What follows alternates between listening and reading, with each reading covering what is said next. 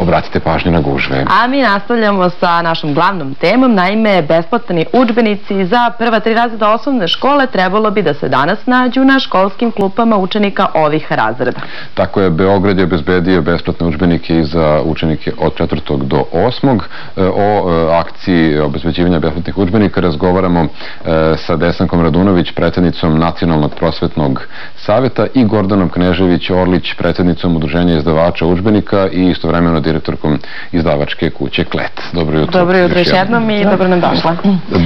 Da razjasnimo na početku ovu priču da li su udžbenici besplatni ili nisu. U stvari, šta to konkretno znači kada roditelj sa detetom dođe u školu? Ovako, znači, od 1. do 3. razreda deca dobijaju besplatno radne sveske. Dakle, to je ono što je njihovo vlasništvo i ostaje kod njih. Udžbenike dobijaju na pozajmicu, znači i u Beogradu od 4. do 8. razreda također se udžbenici dobijaju kao pozajmica.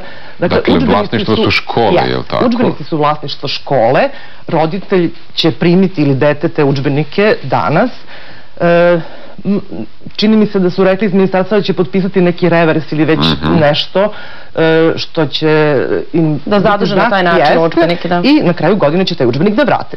U školi će biti formirana neka komisija, ukoliko je udžbenik na neki način oštećen, to još uvijek nije dovoljno jasno, roditelji će morati da plate taj udžbenik. Što će biti veoma teško da ne budu oštećeni s obzirom da će deca da upravo koriste tokom cele školske godine te udžbenike. Ja mislim da udžbenik se pravi zato da bi se koristio, a ne zato da bi postojao. I to je ono što je pedagoški, metodički u stvari negde problematično, jer dete, ukoliko mu šaljete poruku ne diraj udžbenik, to nije dobra poruka, znači da se ni znanje ne dira, a znanje se osvaja i svaka aktivnost deteta je užasno važna, i podvlačenje, i seckanje, i letkanje. Pogotovo ta prva 3 razreda kada zapravo deca uče za kasnije koliko im je bitno da zagraju stolicu bukvalno. Da, sad i Nacionalni prosvetni savjet je tu i tekako imao svoje komentare. Da, ja kažem, ponovo se vraćamo na pitanje u stvari pristupa znanju. Dakle, prvo ajde zamislite prvaka kome sad nije ostala ta prva njegova knjiga u životu, u procesu obrazovanja bukvalno u njegovom vlasništvu.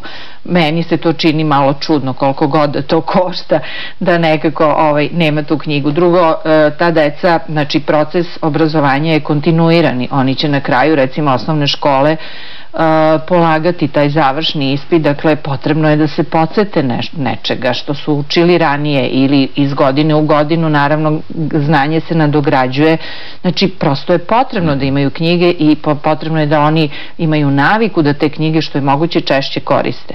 Ako knjiga bude samo godinu dana u toku tekuće školske godine kod njima pristupačna, a zatim sledeće godine oni to više ne mogu da koriste, to je vrlo veliki problem. Dakle, prosto kao pedagozi i stručnjaci za znanje i ja i moje kolege apelujemo da se o tome dobro promisli, mislim koji je efekat pedagoški i metodički postiže se ovakvim pristupom. Tu je važno pitanje toga gde neko živi. Ljudi koji žive u Beogradu imaće besplatne udžbenike za svoju decu, to jest moći će da ih pozajmljuju ili tako od škole i od 4. do 8. ali ko ne živi u Beogradu mora da plaća i to delo je nekako...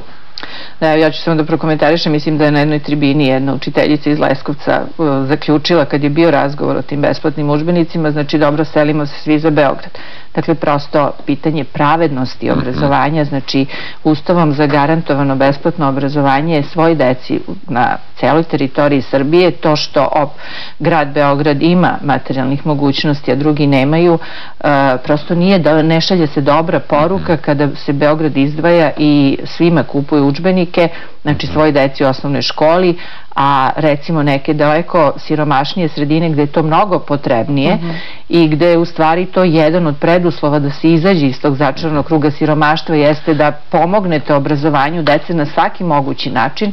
Vi u stvari kažete žao mi je, vi nemate dovoljno para i vi to ne možete da realizujete. Ono što je zanimljiv podatak jeste da upravo udžbenici i radne sveske su ove godine izrađene od posebne vrste papira i biće lakše od 100 do 150 grama, što će uticati da đačka torba bude lakša i čak do pola kilograma. kilograma. Da, malo će da bude manji teret na leđima. Samo nešto da kažem s tim u vezi. Dakle, mi smo uradili standarde kvaliteta udžbenika koji tačno propisuju i gramažu papira i tehničko opremljenost. Dakle, prosto se razume svugde u svetu da je udžbenik posebna knjiga koja treba da bude prijemčiv deci, koji treba da bude kvalitetan, da ne ispadaju listovi. Ja ne znam da li su ti standardi ispoštovani, jer kažem ponovo, ove knjige sada nismo imali na da kažem nekoj evaluaciji u Nacionalnom prosvetnom savetu i to je još jedan problem. Ne možete vi baš potpuno proizvoljno menjati i kvalitet papira i tehničku izradu da bi knjiga bila jeftinija. Onda je to trebalo prosto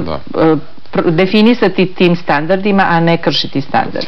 Ostaje zaključak da ćemo svi zajedno učiti u hodu i posmatrati proces i beležiti pluseve i minuse, pa negde nadam se da ćemo dogodine izvući svi zajedno neke pouke i malo spremnije ući u sve ovo. Hvala vam. Hvala što ste bili gošće Novog jutra, a vi ostanite uz Novo jutro. Nama će se u studiju za 7 minuta pridružiti Danijel Mihajlović, manekin iz Srbije, koji je pobedio na takmičenju za najboljeg modela sveta. A govorit ćemo i dalje o početku školske godine i još jednom ćemo se čuti i vidjeti sa našom Jelenom Milutinović, koja se nalazi u školskom dvorištu osnovne škole Sveti Sava.